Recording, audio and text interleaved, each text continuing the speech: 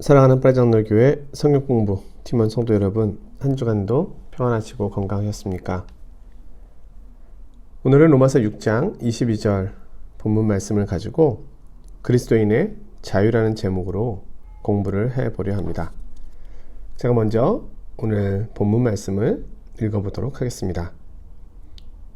그러나 이제는 너희가 죄로부터 해방되고 하나님께 종이 되어 거룩함에 이르는 열매를 맺었으니 그 마지막은 영생이라. 아멘. 자, 바울 사도가 이 로마서 6장에서 강조하고 있는 것은 우리가 앞에서 공부해 온 대로 너무 분명합니다. 우리 그리스도인은 어떤 존재인가를 이야기함으로써 우리가 거룩함으로 나아가야 할 이유와 근거를 계속해서 말씀해 주는 데 있습니다. 바울 사도는 우리가 무엇을 행할 것에 대해서 뿐만 아니라 그렇게 행해야 할 이유를 보여줍니다. 이것은 우리가 이미 그리스도와 연합되어 변화된 신분이 되었기 때문이며 또한 하나님의 명령이기 때문이라는 겁니다. 우리는 이미 20절, 21절에서 옛 삶이 무관체한 삶이었다는 것을 알았습니다. 오늘 22절에서는 적극적인 이유를 말합니다. 바울은 소극적인 데에만 머물러 있지 않고 적극적인 데로 나아갈 것을 반복하고 있습니다. 우리가 다 읽어볼 수는 없지만 11절, 13절, 17절, 18절 말씀을 보면 계속해서 반복해서 이야기하는 것을 우리가 볼 수 있습니다. 우리가 이전에는 그리스도의 의에 대하여, 하나님의 의에 대하여 자유하였습니다. 하나님과 하나님의 생명에서 영원히 분리되어 있는 영적인 죽음 가운데 있었습니다.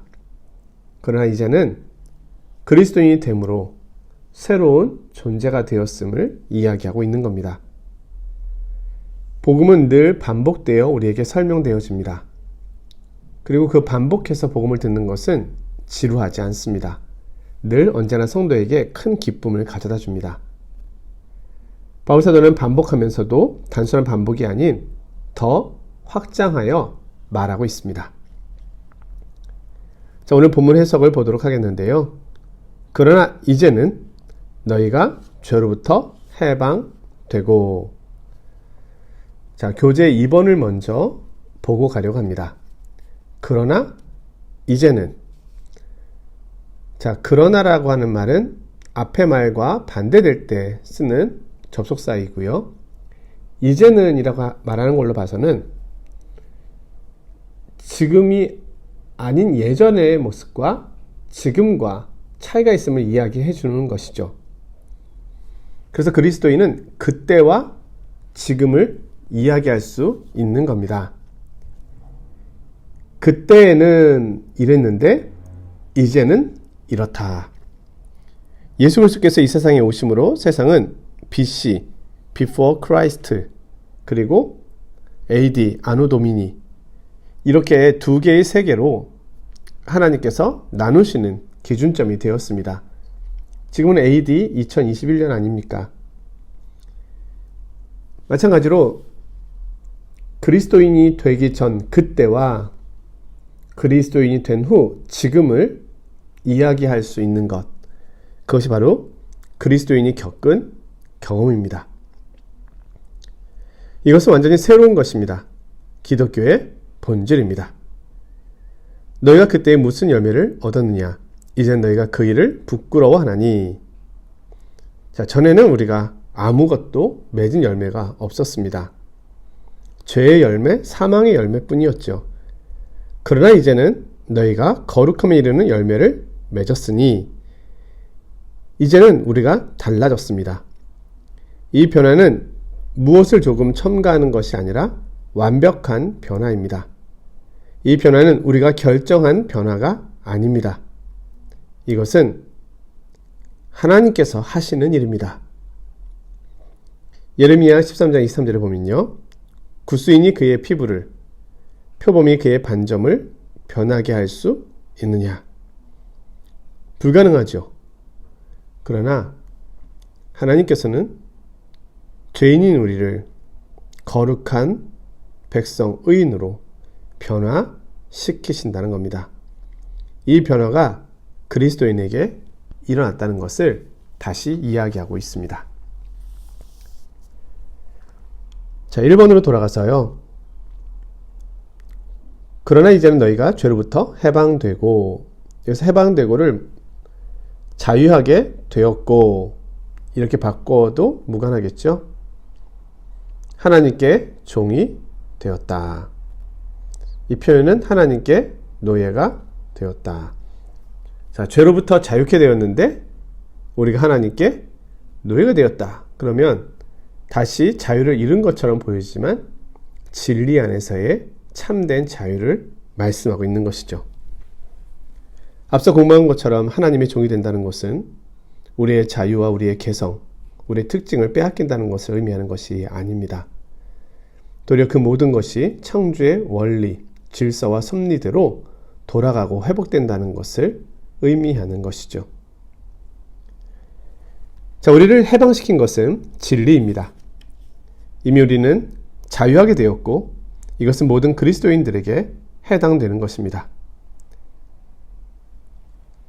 그리스도인은 우리가 아직 가질 수 없는 어떤 새롭고 가능한 체험을 한 것을 이야기하는 것이 아닙니다. 그리스도인은 그리스도 안에 있는 사람입니다. 그러므로 그는 그리스도와 함께 죽었으며 함께 장사되었으며 함께 살아나서 그 안에서 하나님께 대하여 산 자가 된 것입니다. 이전에 우리는 죄에 대하여는 살아 있었지만 하나님께 대하여는 죽어 있었죠. 이제는 죄에 대하여 죽고 하나님께 대하여 살아있는 자가 되었습니다. 그로 인하여 우리는 죄로부터 자유롭게 된 것입니다. 하나님께서는 우리를 새롭게 창조하셨습니다. 이것을 거듭남으로 표현하고요, 새로운 피조물로 표현하기도 하는 것이죠. 자, 그러나 우리가 기억해야 할 것은 그리스도인이 되었다는 이 사실이, 새로운 피조물이 되었다고 하는 이 사실이, 죄로부터 자유롭게 되었다고 하는 이 사실이 우리가 죄 없는 완전성을 갖게 되었다는 것을 의미하는 것은 아닙니다. 우리는 죄가 우리 죽을 몸에 남아있다는 것을 압니다. 우리가 주의하지 않으면 죄는 죽을 몸에 왕노릇할 것입니다. 그러기에 우리는 우리 죽을 몸에 죄가 왕노릇하고 통치하지 못하도록 해야 합니다. 그리스도 안에 있는 죄는 더 이상 우리의 상전이 아니고 다만 귀찮게 구는 것이요, 골칫거리일 뿐입니다. 앞서 이전에 말씀드렸던 것처럼 강 건너에서 우리를 향하여 손짓하고 있는 마귀의 모습입니다. 비그리스도인에게는 죄가 주인으로서, 상전으로서 우리를 주장합니다. 죄가 산의 정상 위에 올라 있고 그 정상에서 아래에 있는 죄인들을 지배하고 있는 것입니다. 하지만 그리스도인은 마귀에게 저항할 수 있는 지위에 있습니다. 그리스도인은 죄 위에 있는 겁니다. 그리스도인은 정상에 있고 죄는 우리를 유혹하러 올라오지만 우리는 얼마든지 그것을 대적할 수 있다는 것입니다. 우리는 은혜 아래에 있습니다. 죄 아래에 있지 않다는 겁니다. 그리스도인은 마귀에게 저항하며 마귀를 피할 수 있습니다. 우리는 믿음에 굳게 서서 마귀를 대적할 수 있고 물리칠 수 있는 겁니다. 베드로전서 5장 8절에서 9절 말씀입니다. 근실하라 깨어라, 너희 대적 마귀가 우는 사자같이 두루다니며 삼킬 자를 찾으나니 너희는 믿음을 굳게 하여 그를 대적하라. 이는 세상에 있는 너희 형제들도 동일한 고난을 당하는 줄을 알미라. 요한일서 5장 18절의 말씀입니다. 하나님께로부터 난 자는 다 범죄하지 아니하는 줄을 우리가 아노라. 하나님께로부터 나신 자가 그를 지키심에 악한 자가 그를 만지지도 못하느니라. 자, 위협할 수 있고 악한 자가 우리를 유혹할 수 있습니다. 그러나 만질 수는 없습니다. 우리는 그의 영토 밖에 있습니다. 갈라디아서 5장 1절 말씀입니다. 그리스도께서 우리를 자유롭게 하려고 자유를 주셨으니 그러므로 굳건하게 서서 다시는 종의 멍에를 매지 말라. 우리는 더 이상 죄의 노예가 아니고 의의 노예이므로 이렇게 할 수 있다는 것입니다. 자, 세 번째로 가겠습니다. 하나님께 종이 되어. 이제 우리는 하나님의 종이 되었고 하나님의 노예가 되었습니다.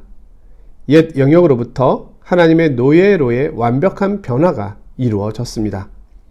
이제 우리는 순종의 노예요, 교훈의 본의 노예요, 의의 노예입니다. 22절에서는 정상에 이르러 하나님의 노예가 된다는 것을 이야기하고 있습니다.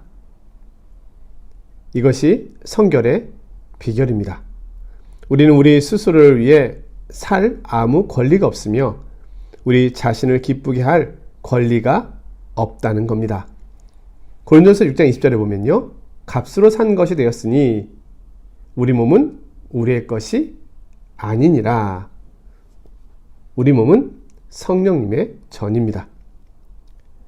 죄를 짓는 그리스도인은 마치 적과 내통하고 있는 군인과 같은 것입니다. 그러므로 우리는 죄를 지을 권리조차도 없는 것입니다. 사람의 최고의 목적은 하나님을 영화롭게 하고 영원토록 그를 즐거워하는 것입니다. 요한복음 2장 17절에 보면은 우리 주님께서 어떻게 하나님의 영광을 위하여 사셨는지 말씀하고 있는데요. 제자들이 성경 말씀에 주의 전을 사모하는 열심이 나를 삼키리라 한 것을 기억하더라. 우리 주님은 이 땅에 계실 때 아버지의 영광을 위하여 사셨습니다. 우리는 자신에 대해서는 적게 이야기하고 그분에 대해서는 많이 말해야 합니다. 우리가 할 일은 주님께서 우리에게 원하시는 바를 아는 대로 행하는 것입니다. 그가 우리를 그렇게 값비싼 대가로 산 것은 우리가 그렇게 할 수 있기 때문입니다. 성결은 예수 그리스도를 닮아가는 것입니다.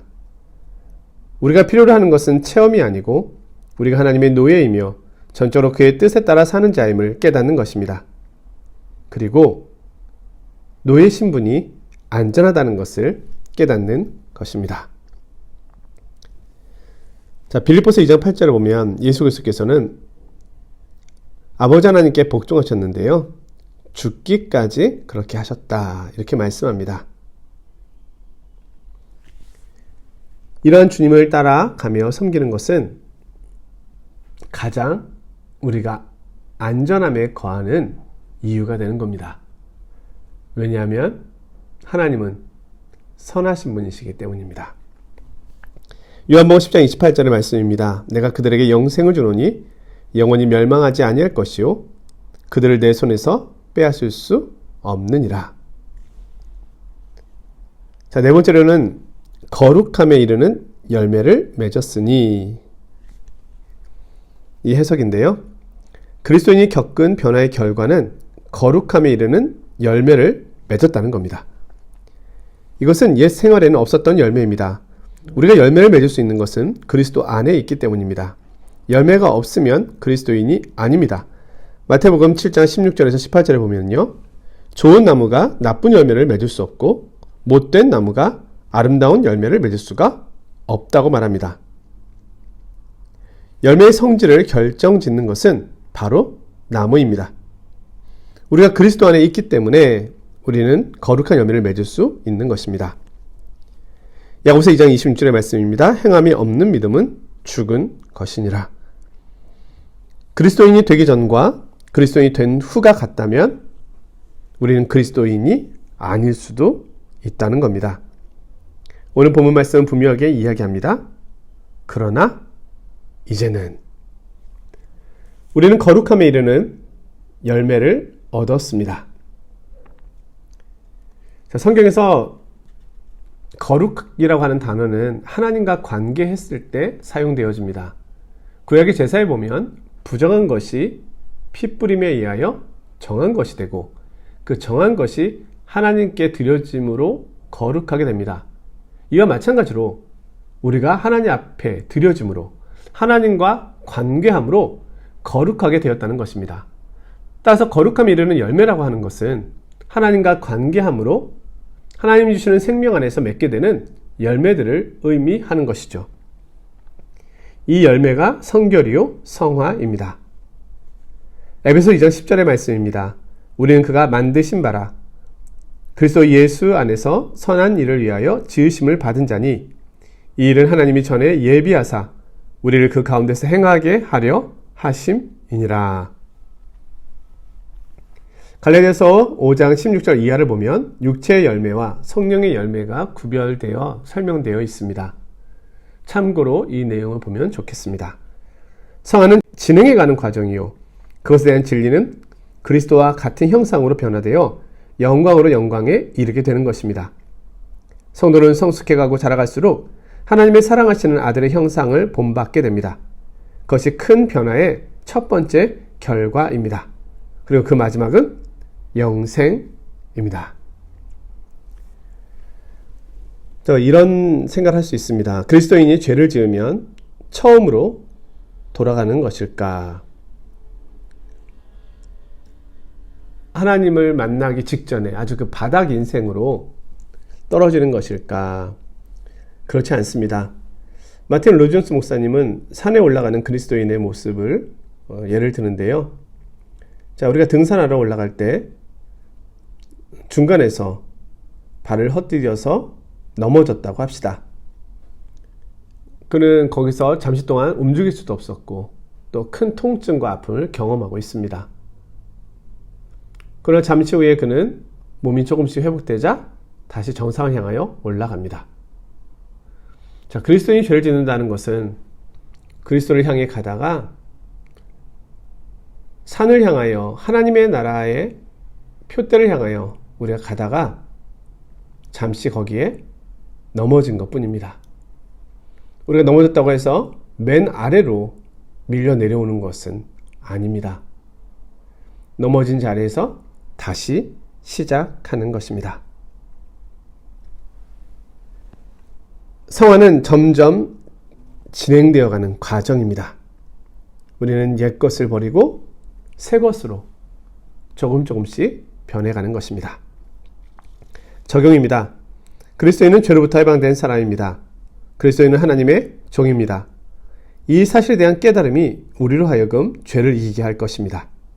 그리스도인이 죄를 지을 때 그것은 전적으로 들을 필요가 없는 음성에 귀 기울이는 어리석음 때문에 죄를 짓게 되는 것입니다. 마귀는 길 건너편에서 소리를 지르고 있을 뿐입니다. 그 소리에 귀를 기울이지 말고 하나님의 음성에 귀를 기울여야 하겠습니다. 고맙습니다. 다음 주는 6장의 마지막이네요. 벌써 6장도 공부를 마치게 되었습니다. 7장이 더 기대가 되는데요. 우리가 기대하는 마음으로 또 한 주간 잘 보내도록 하겠습니다. 다음 주에 또 찾아뵙겠습니다. 고맙습니다. 안녕히 계십시오.